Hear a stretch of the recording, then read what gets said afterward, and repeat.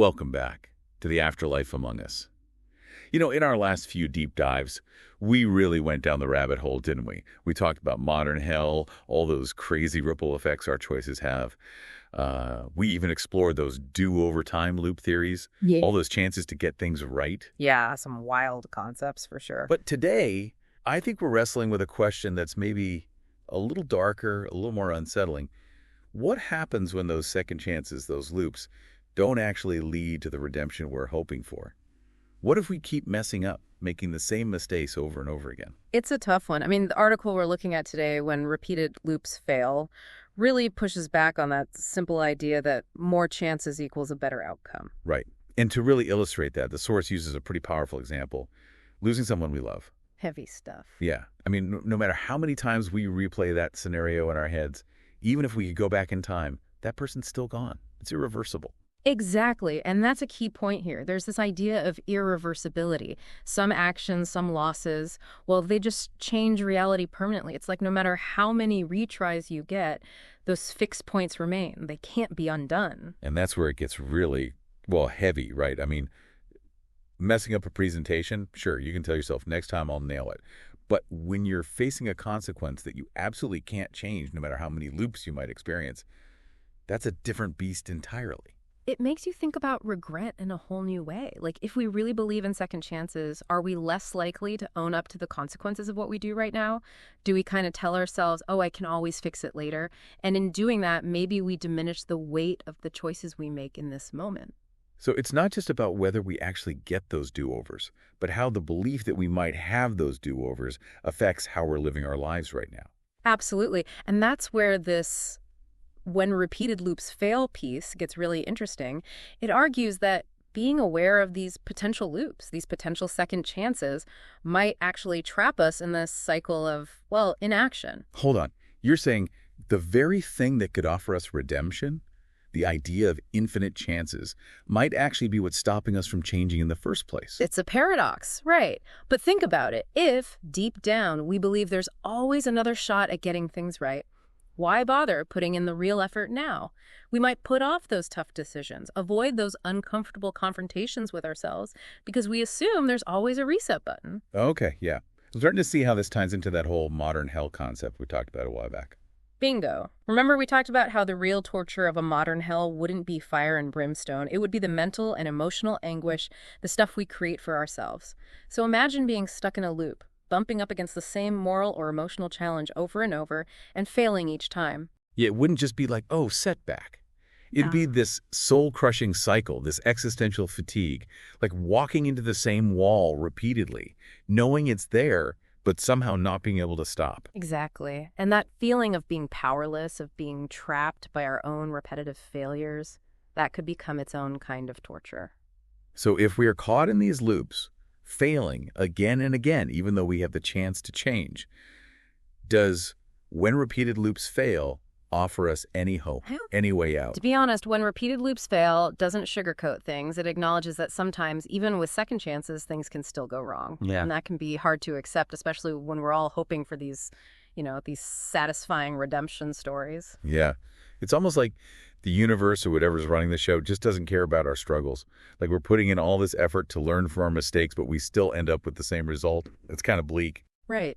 And it raises these really unsettling questions. What if these loops aren't actually about reaching some perfect outcome or some ultimate redemption?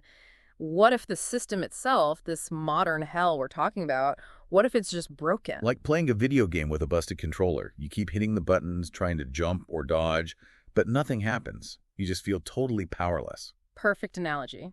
And that brings us to another key point from When Repeated Loops Fail. Even with infinite retries, some things just can't be reversed. Some losses, some choices, they change things forever.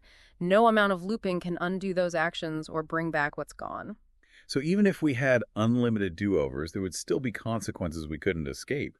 We can't just hit reset and pretend those choices never happened. Exactly. And that forces us to really confront the weight of our actions, right? If we can't just undo the past, then every decision, every moment becomes that much more significant.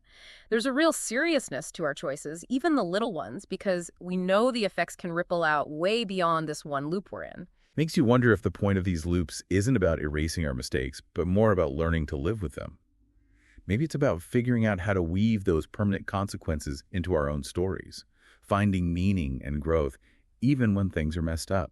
That's a really powerful way to look at it. It shifts our focus from trying to just win the loop to something much deeper, like navigating the loop with as much wisdom and compassion as we can, even when we're facing those unavoidable losses or failures. So it's like the article is saying, look, the game might be rigged, but how you play still matters. It's about making choices that reflect who we are, even when we know things might not turn out the way we hoped. Exactly. It's a more nuanced view, a more realistic view, maybe, of what these repeated chances might actually offer. It's not about reaching this perfect, pain-free existence, but about building the resilience to deal with a reality that's inherently messy, unpredictable, and often, yeah, heartbreaking. Okay, so if we're not aiming for this perfect, error-free life, then what are we aiming for? What does "when repeated loops fail" suggest is a more realistic goal within these loops? I think the article points us towards a different kind of redemption, one that's less about achieving some outward success and more about an internal transformation. It's about deeply understanding ourselves, our motivations, and the impact our choices have, even when those choices lead to failure or loss. It's about the journey of self-discovery, even if that journey is full of bumps and wrong turns. Exactly. It's about finding meaning and growth in the journey itself, rather than obsessing over reaching some preset destination.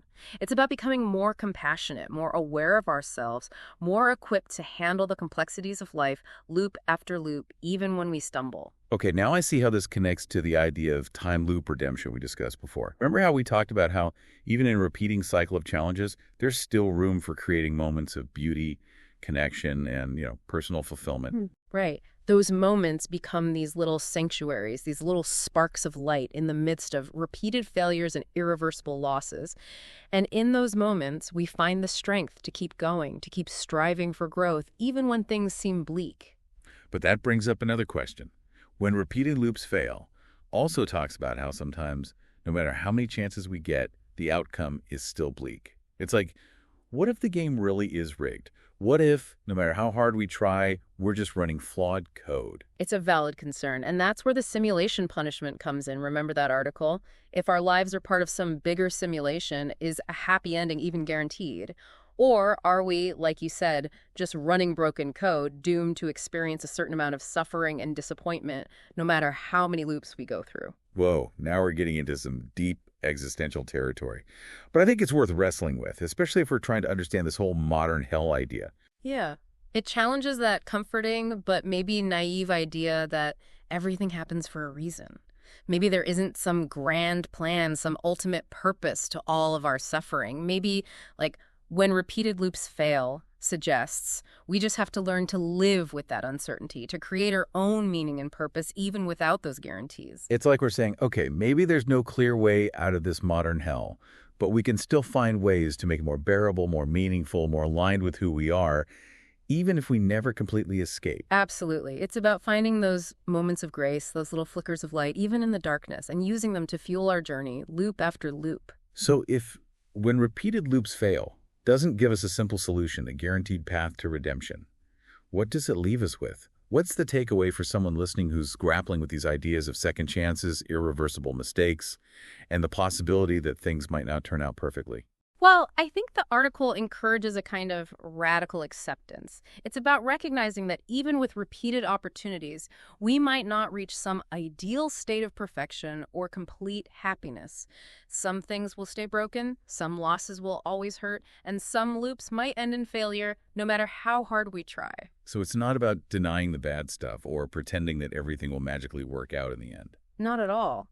It's about acknowledging those harsh realities, but choosing to focus on what we can control, our reactions, our choices, our efforts to grow and evolve, even with those limitations. It's like saying, okay, this is the hand I've been dealt, but I'm going to play it the best I can, even if I don't know all the rules or if the deck might be stacked against me. Exactly. It's about embracing the inherent messiness of life, the setbacks, the failures, and the uncertainties as just part of the journey. And that's a pretty profound takeaway from all of this. It's not about escaping the game entirely, but about learning to play it with more skill, more awareness, and more compassion, even when we don't always win. And I think that's a more empowering message than just striving for some unattainable ideal. It reminds us that we're not defined by our mistakes or losses, but by how we choose to respond to them, how we keep moving forward, loop after loop, even when the path ahead is uncertain. So for our listeners joining us on this deep dive into when repeated loops fail, we'd love to hear what you think. What resonated with you most in this exploration of second chances, irreversible mistakes, and the possibility of things not turning out perfectly? Yeah. Did any of this challenge what you thought about redemption or second chances? Hmm. Or maybe it even sparked some new questions about the very nature of reality, like this whole modern hell idea we've been talking about. We're all in this together, trying to figure out these big ideas and find meaning in the midst of all the uncertainty. Sharing our perspectives, even the messy ones, the uncomfortable ones, can be really eye-opening. It makes us feel a little less alone on this crazy journey, loop after loop. We've really dug deep today, haven't we? We talked about the weight of those irreversible mistakes, the possibility that our reality might be fundamentally broken. When repeated loops fail, it doesn't give us easy answers, but it does encourage us to face those hard truths, maybe even with a little bit of dark humor. It's about recognizing that things might not always turn out perfectly, that second chances have their limits, but at the same time, not losing sight of those little moments of beauty, connection, and growth that pop up along the way. Those moments, even if they're fleeting, they're what make it all worthwhile, even when we don't know what's waiting for us at the end. So as we wrap up this deep dive, let's take a moment to look inward. What if, instead of searching for some grand validation from the outside world or a guaranteed escape from all our problems, we just focused on becoming more compassionate, more self-aware, more capable of dealing with the complexities within ourselves? What if the real measure of success in these repeated loops isn't about achieving some perfect state, but about becoming more fully human, imperfections and all? It's a challenging idea, but there's also something liberating about it. It takes the pressure off of having to win and lets us focus on simply playing the game with more intention, more heart, and maybe even a little more grace. And who knows, maybe in that process of embracing our imperfections, of learning to navigate the loops with more wisdom and compassion, we stumble onto a different kind of redemption, one that's less about reaching a specific destination and more about the journey of transformation itself. We'd love to hear your thoughts on all of this.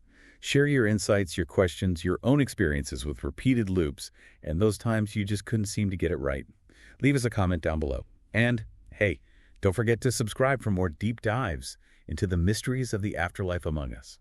Until next time, keep questioning, keep exploring, and keep embracing the beautiful messiness of it all.